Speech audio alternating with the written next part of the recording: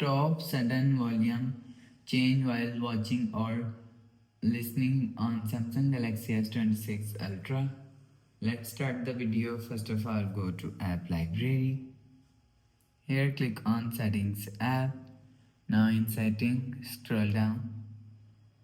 Scroll down and click on Sound and Vibration. After click on Sound and Vibration, scroll down and click on Sound Quality and Effects.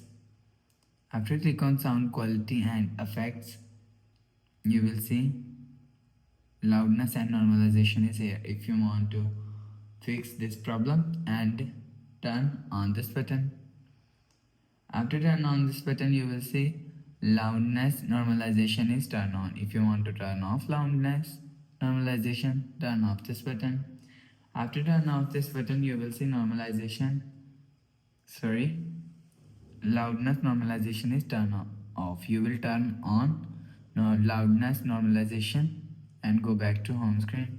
So that's how you can stop sudden volume change while watching or listening on Samsung Galaxy S26 Ultra. If you like the video, please subscribe. Thanks for watching.